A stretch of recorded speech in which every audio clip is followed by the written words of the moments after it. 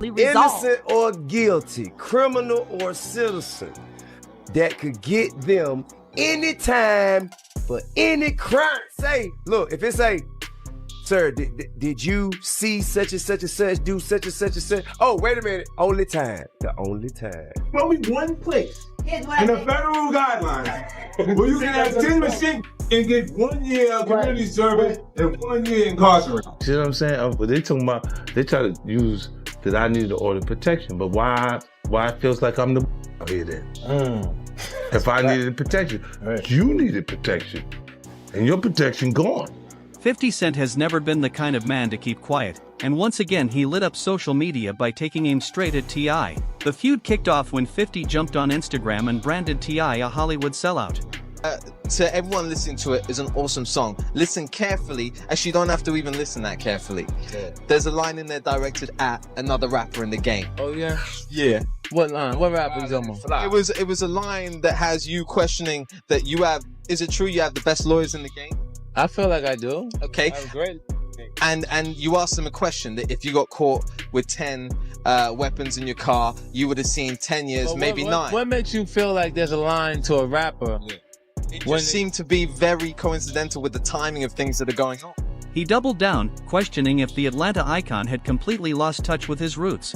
In 50's eyes, T.I. was no longer the hustler-turned-rap star who once carried the South on his shoulders. These days, he seemed more invested in movie sets, red carpet strolls, and comedy shows. To 50, that switch signaled betrayal to hip-hop's core value, authenticity. Life, you see a snitch, slap him when you see him, knock his nose off. So next time I'm out, instead of asking for a picture like a little hoe and come on, knock my nose out if you think I'm a snitch. Come on, quit smiling in my face trying to get in my section. Don't play with me, think you're talking to. Play with your name. King never gave no information to get anybody in no but now time with no police. If I am working with a police, it'll be to get him to shoot. You talking about The reaction was instant. Fans split right down the middle. Some claimed 50 was pulling the mask off a rapper chasing fame in Hollywood, while others said he was just stirring chaos for clout. But 50 went beyond name-calling. He dragged out T.I.'s past, reviving long-standing rumors that Tip had cooperated with the feds. Those whispers had circled since the late 2000s, tied to his infamous 2007 Crime Stoppers PSA.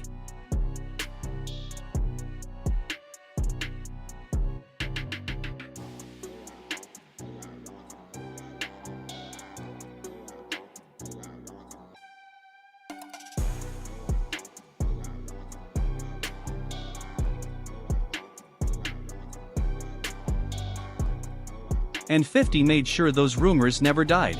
He clowned T.I. non-stop, even reposting the video where Tip told people to report crimes. For T.I., this was more than a celebrity jab. It was a shot at his reputation in a culture where street loyalty defines respect. Their tension did not come out of thin air either. Years ago, 50 and T.I. were cool. They collaborated, supported each other's moves, and both expanded beyond music. But everything changed once T.I. got wrapped up in that massive federal gun case in 2007. I said, how you feel when them New York like 50 and all them niggas be trying to do all that old? I'ma tell you something. When you're fighting a man with no arms, expect to get kicked. Hey, what's happening, y'all? Some people call me Tip, but this is about another kind of tip that can help our mothers, our sisters, our brothers, and our fathers help get the perpetrators who commit crimes against them off the streets. All you gotta do is call Crime Stoppers Atlanta. Tips can be anonymous, and there's even a reward. The number to Crime Stoppers Atlanta is 404-577-8477. That's 404-577-TIPS. Channel 2, community coverage. Facing decades behind bars for silencers and machine guns, T.I. stunned everyone when he walked away with what looked like a slap on the wrist, house arrest, community service, and a short prison stretch. To the hip-hop community, and especially to someone like 50, who lived by street codes, the math never added up. How could a man facing charges that heavy come out so clean? 50 had taken the bait. Second, I don't want to do it injustice. You use real-life situations to create something that's entertaining without being specific. That's entertainment to me. Like if I had an issue, when have you known me to be indirect? with an issue. Oh, you're pretty direct. Right, so if I had a problem with any artist, trust me, they would know. You see what I'm saying? When I take it and I write that, it's because a lot of people think that. Yeah. And they're not saying it because they're cowardly people. You see what I'm saying? So when you write it and you put it there and you leave it and say, watch, let me watch and see what happens. And there's so much controversy around it, you didn't say anything. Then you go, see, they think that.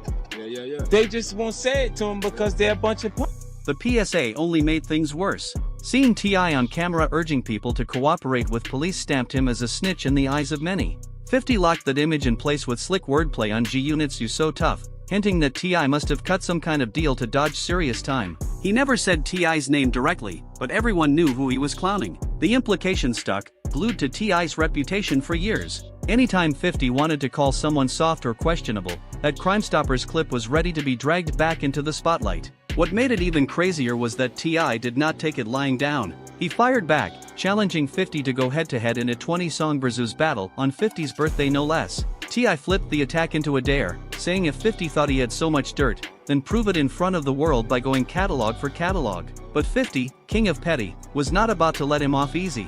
Instead of focusing on music, he doubled down on the snitch narrative, reposting that PSA clip every chance he got. Even when Tekashi 699 INE's case had the whole culture buzzing about informants, 50 circled it right back to T.I., keeping his name tied to the conversation about loyalty and hip-hop. T.I. clapped back, brushing off the allegations as weak distractions, claiming 5-0 was just trying to deflect from his own skeletons. He even jabbed at 50's legacy, saying the Queen's rapper had one classic album and a whole lot of forgettable music after that. The disrespect cut deep, and instead of cooling things down, it only fueled the fire. Every post, interview, and podcast turned into another round in what became one of rap's most entertaining soap operas. Fans could not stop asking the same question: was 50 actually pulling back the curtain on something real, or was this just another troll job from hip-hop's master instigator? T.I. refused to let his name get dragged unchecked. After 50 revived the Crime Stoppers tape, Tip went live with comedian K. Dubwalker, then sat down on the Big Facts podcast, making it clear he never snitched on anyone.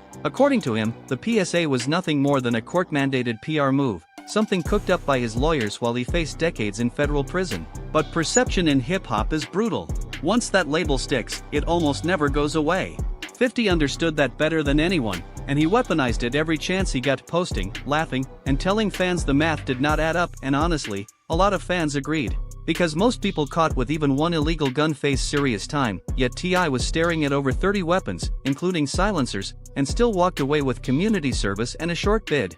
The math looked off, and that suspicion was enough for 50 to keep hammering away. He even suggested T.I. lost the role of Davis McLean in Power because of their tension, though T.I. denied it. But that is 50's specialty, throwing dirt that sticks. True or not is still, T.I. tried to turn the attacks into fuel, pressing harder for that Verzuz face-off. He flipped every insult into promotion, daring 50 to meet him musically instead of hiding behind old scandals. He mocked 50's catalog, calling Get Rich or Die Tryin' his only true classic and dismissing the rest of his career as irrelevant. That move kept T.I. from looking cornered. He was not just defending himself, he was going on offense, challenging 50 to prove his legacy in front of the fans, but 50 refused to take the bait. Instead of stepping onto the stage, he kept hammering at T.I.'s credibility, insisting his reputation would always be stained. And then another spark lit the feud again: T.I.'s controversial comments after the tragic death of Chicago rapper King Von. In November 2020, after Von was shot and killed in Atlanta, T.I. posted a message telling outsiders to stop coming into his city and bringing violence with them. T.I. tried to play peacemaker, telling people, keep your problems in your own city. Maybe in his head it sounded like wisdom, but the timing could not have been worse. Von's family and fans were still in pain, and Tip's words came off like he was brushing Atlanta's hands clean of tragedy instead of showing heart. Von's sister Kayla snapped, blasting him for speaking on something so raw. 50 wasted no time, he reposted her response, telling Tip to shut it down, accusing him of running his mouth recklessly in the middle of grief. For 50, it was another chance to paint T.I. as careless and out of touch. For fans, this added fuel to an already messy fire. Suddenly the feud was not just about old rumors or criminal cases, it became about T.I.'s habit of saying the wrong thing at the wrong time. But this beef cuts deeper than words. It is about pride and legacy. 50 built an empire off music, television, and business. T.I. carved his crown in the South, carrying trap into the mainstream. So when 50 calls him fake, he is tearing at the very core of what Tip represents. And when Tip clowns 50's career, he is really saying, you are not the giant you think you are anymore. It is pride versus pride, ego versus ego. With fans watching the sparks fly, some people side with 50, saying he is only putting out loud what others have quietly thought for years. Others defend Tip, pointing out that 50 has dirt of his own and loves stirring trouble to stay relevant. The truth probably lies somewhere in between. What is clear is neither one is ready to back down. Just when things seem to cool, an old clip pops back up, a podcast quote goes viral, or a petty post reignites everything.